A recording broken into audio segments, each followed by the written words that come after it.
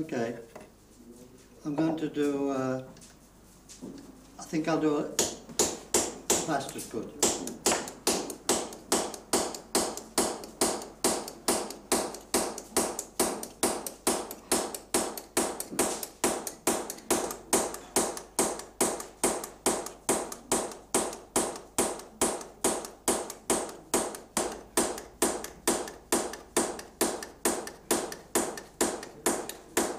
Stop it so that I can move the file up to get to the bottom.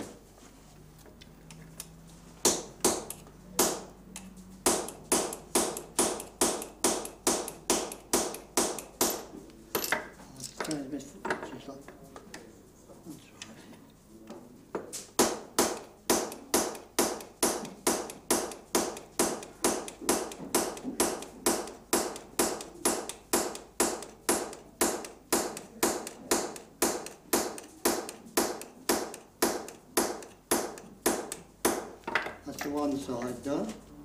So I'll straighten that up again because it's bent.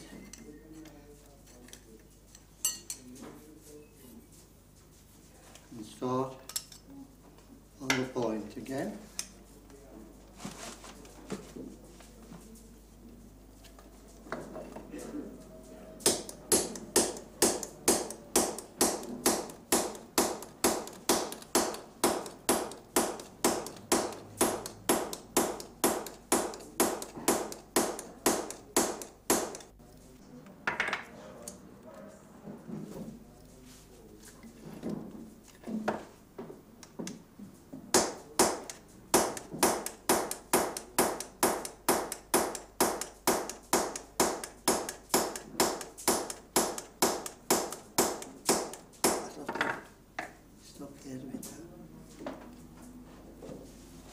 To get a grip on it.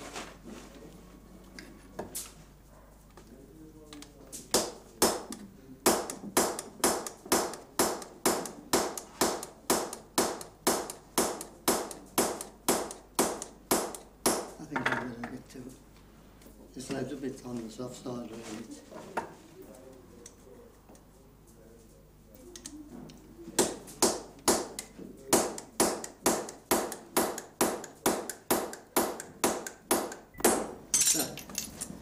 That's the one side done.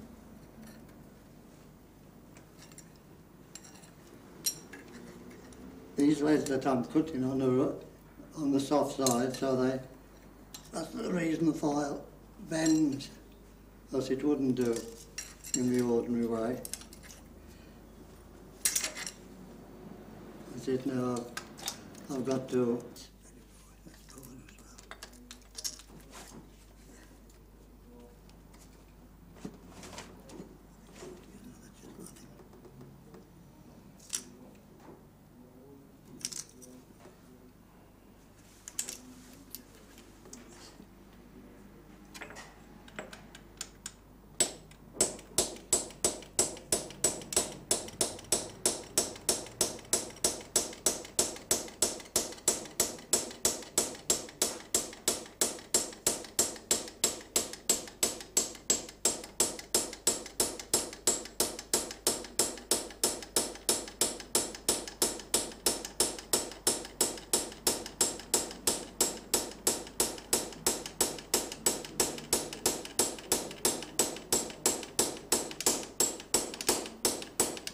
the one is once cutting. This is a safe edge one, you know, the other side is safe.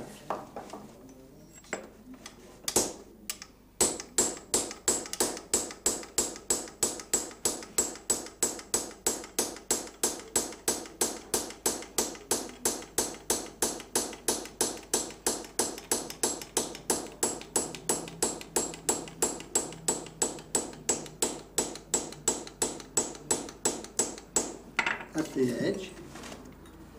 Now I'm going to do the side, the upcut. First of all, when you're doing upcut, you have to strip or file the side.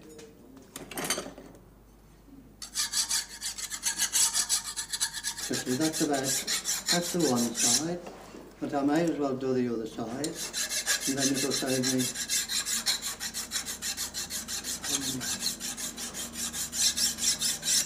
I'll do two sides. Now I'm going to finish the file. This is how I'll have to start on. We would start at the first part on a piece of zinc. But I'll be doing it on this too, and then I'll have to straighten it back. But I'll have to use this hammer, the bigger hammer as well.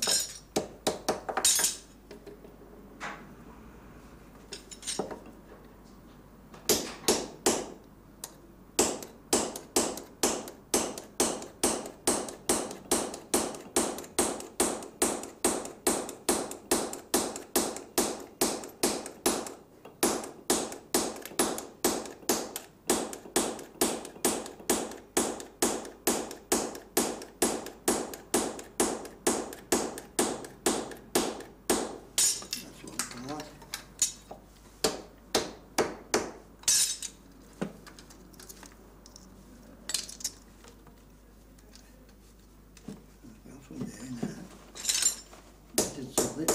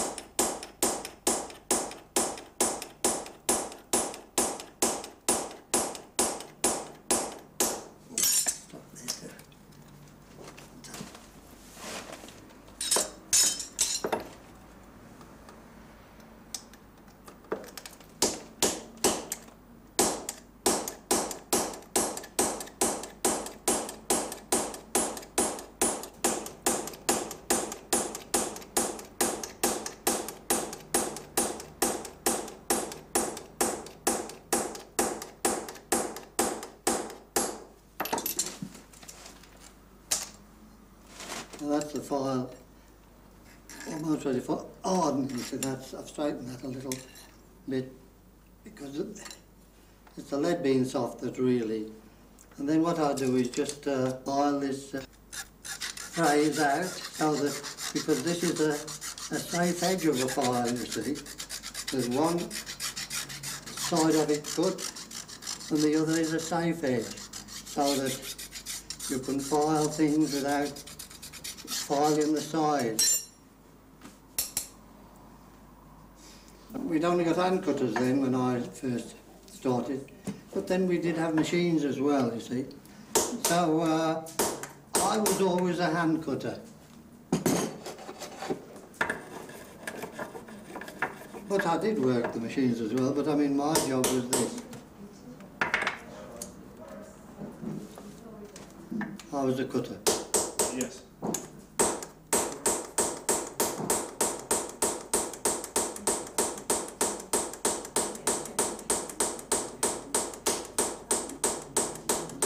And that's a smooth that I've done.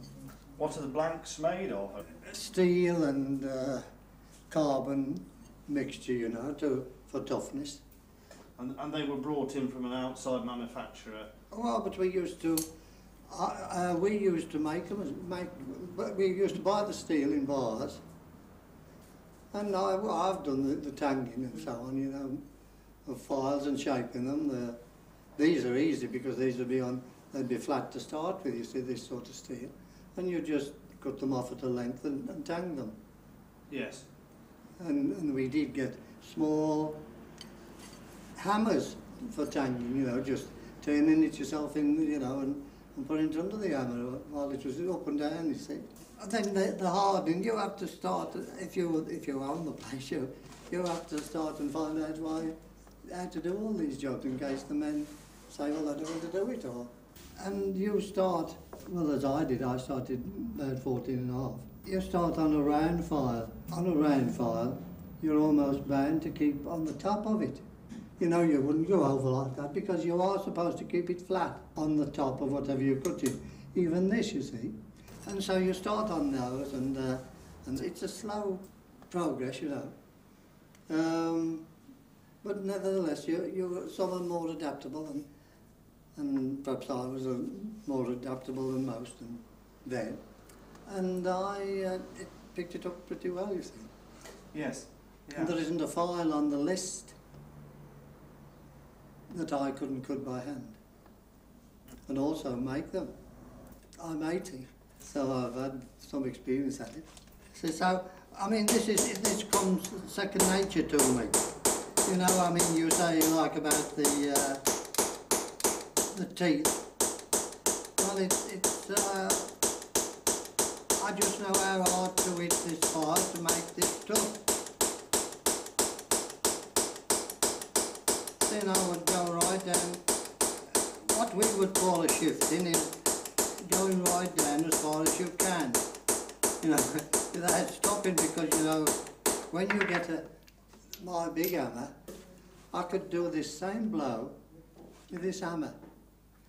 You know, because I adjust the blow. This is for doing the rough cut.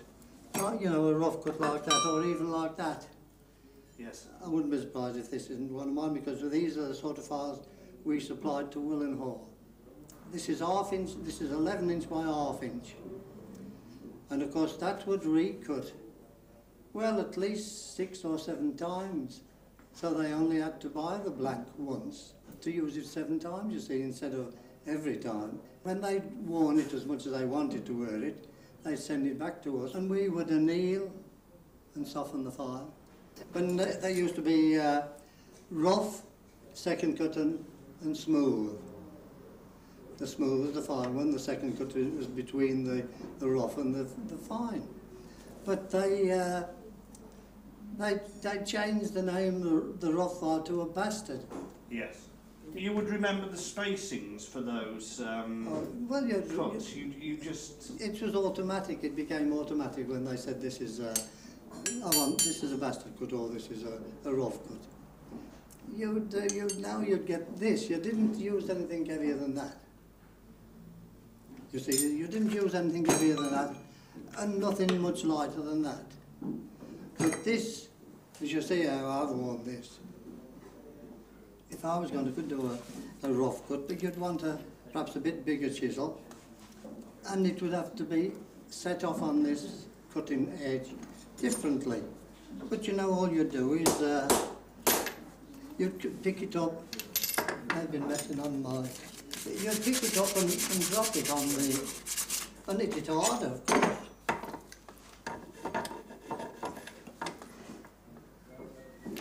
And you know, you've got to watch it. See, what you do is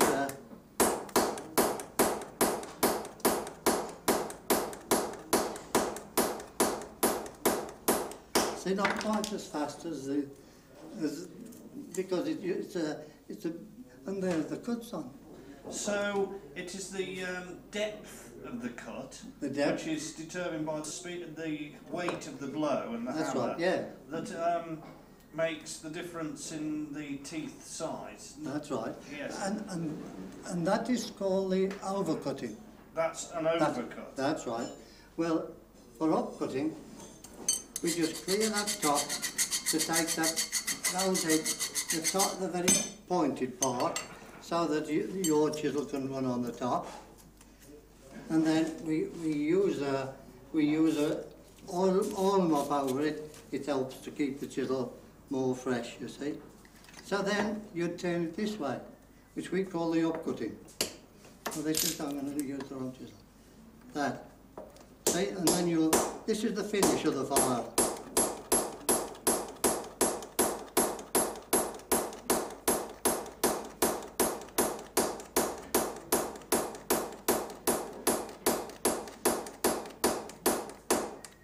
You see, now that's the finish of the file, and that's it. So how does a file work then? Can you explain that? I mean, I know how you use one, but why does it work? Why? Because those teeth, as they are, each one is biting, is a cut. It's got a very sharp edge on. You see, and when it's hardened, it resists the steel that it's filing. We set off for the rough cut, for a rough cut like that, on a piece of stone, oil on it, and we rub it like I was rubbing it on that, you see, like that, to bring that edge on. And we set it off knowing that when you've set it off, as we term it, it's just right for a rough file. But with a smooth chisel, you do it, and it's different altogether. You temper this for a rough file because it's heavier stuff it's got to do.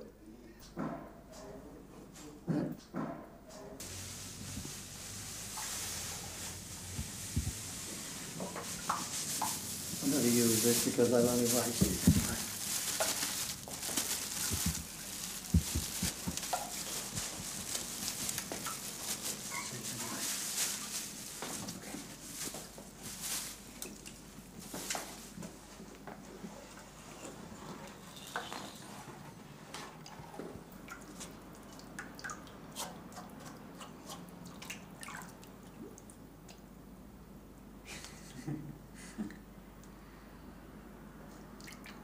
So it's all, the density is all right there. And that would harden really harden this file stuff. Very slightly depth, you see. And we usually mix this up, but it's all in shards.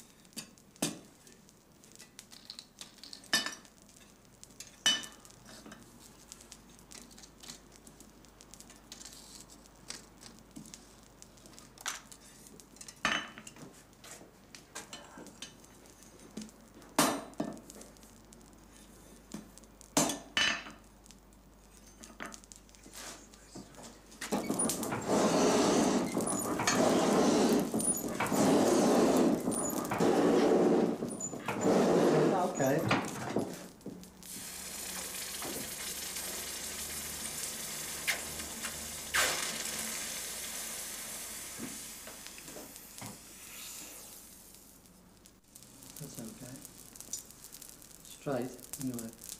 So then we'd leave it in the water.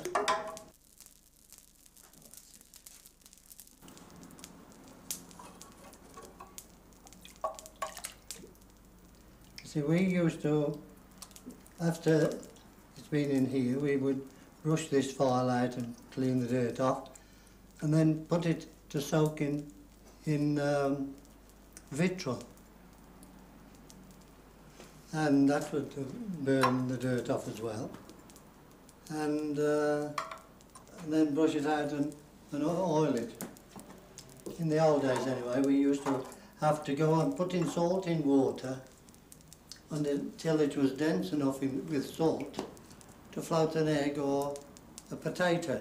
They would keep it for years and years, and I've known them when they moved from one building to another, they'd take the water with them. It was very difficult to get the right texture of salt and water for hardening steel, even fire steel. Every one that was hardened, I would test them with an ordinary piece of steel like this, and I would go from top to bottom, and I could tell if there was one tooth soft in that file. Anywhere I could tell immediately, and that file's perfect now. Even though I doubted this water, but it is. That file is perfect. That's hard. Every tooth on that file is hard.